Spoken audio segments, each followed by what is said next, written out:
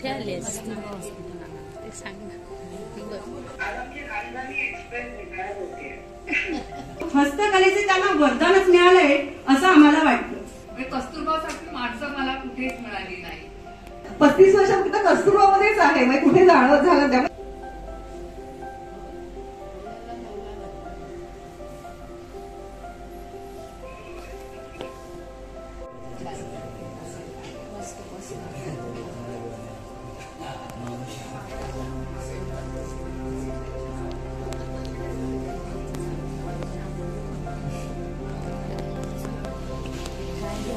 कुठे आलीस? कुठे आलीस? माझ्या मावशीच्या आज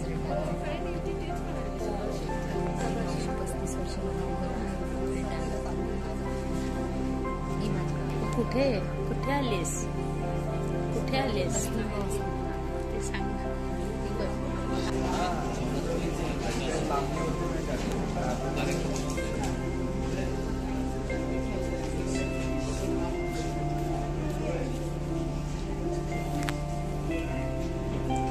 सत्कारमूर्ती सौ सानिया पटेल मॅडम आणि इथे उपस्थित असणारे सर्व आजी आणि माजी कर्मचारी वृंद, तुम्हा सर्वांचे आजच्या या सेवानिवृत्तीच्या कार्यक्रमामध्ये स्वागत आहे.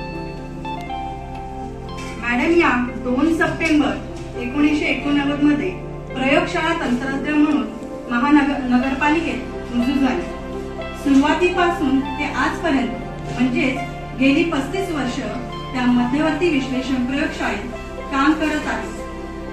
31 डिसेंबर 2010 पर्यंत त्यांनी प्रयोगशाळा तंत्रज्ञ म्हणून प्रयोगशाळेत काम केले. 1 जानेवारी 2011 पासून त्यांनी मध्यवर्ती प्रयोगशाळेत सहाय्यक औषध विश्लेषक म्हणून पदभार स्वीकारला आणि आता त्या 31 जुलै 2024 रोजी नियत वयोमानानुसार त्या सहाय्यक औषध विश्लेषक म्हणून त्या निवृत्त होत आहेत.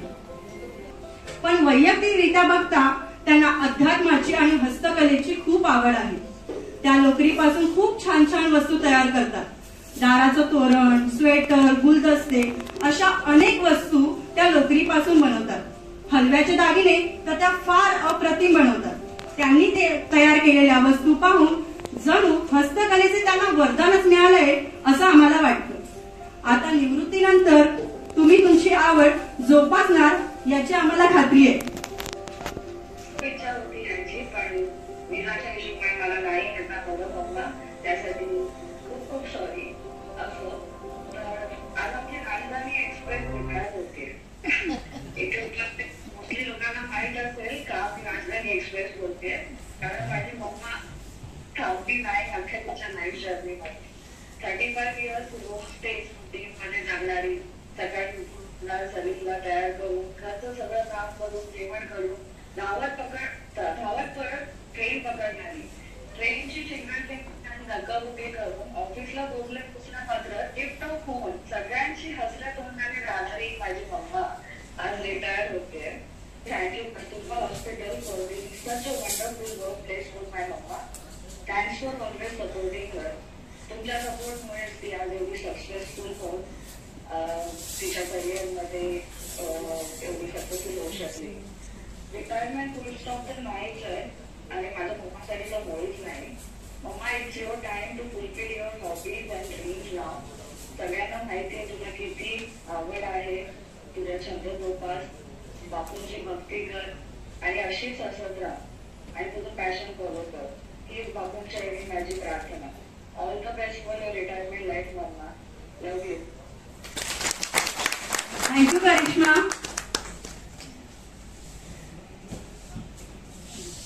Hello. खूप thank you.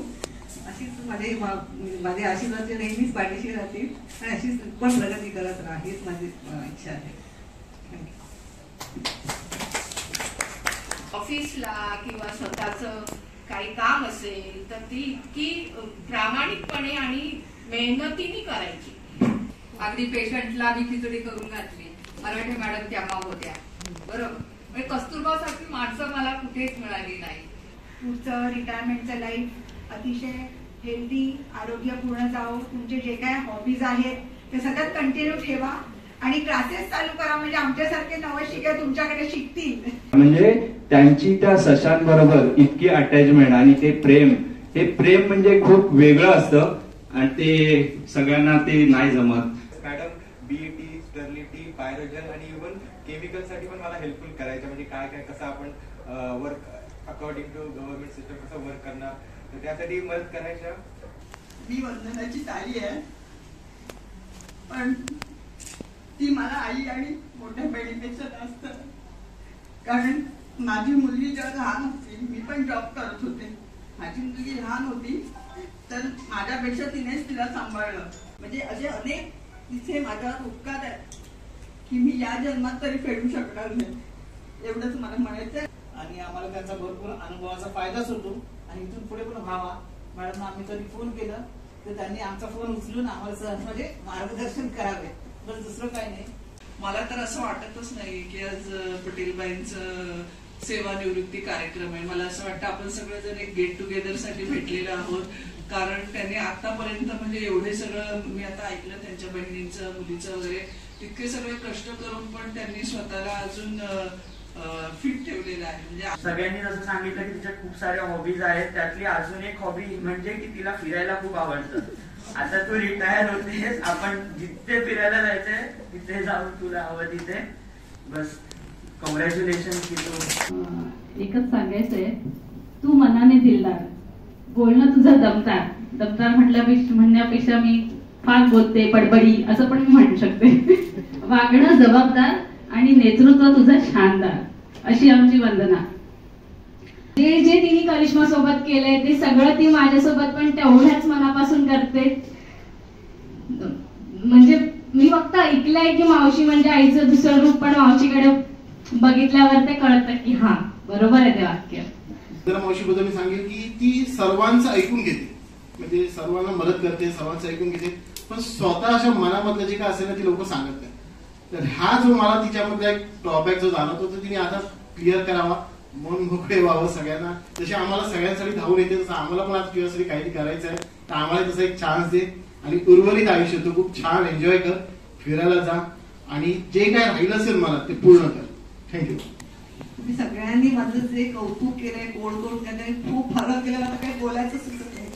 मन एकदम भरून आले. तुमच्या सगळ्यांचं एवढं माझ्यावर असलेलं प्रेम, त्यावेळी आपल्याला कळत नाही की आपण ऑफिसमध्ये असतो, काम करत असतो, एकत्र असतो, पण हा सेवानिवृत्तीचा जो क्षण असतो, आज म्हणजे आता या शेवटचा आठवडा आहे माझा ऑफिसचा, पण आता सगळ्यांचं एवढं भरभरून प्रेम येतं की मला तर इथून जावंच वाटत नाही.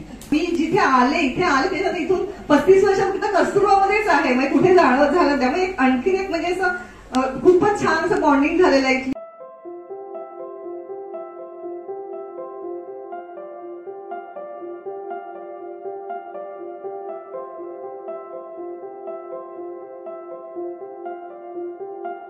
जेवण आहे आपल्याकडे, मला प्रत्येक वेळेला का सांगायला लागतं फंक्शनला. त्यांना झाडांची खूप आवड आहे.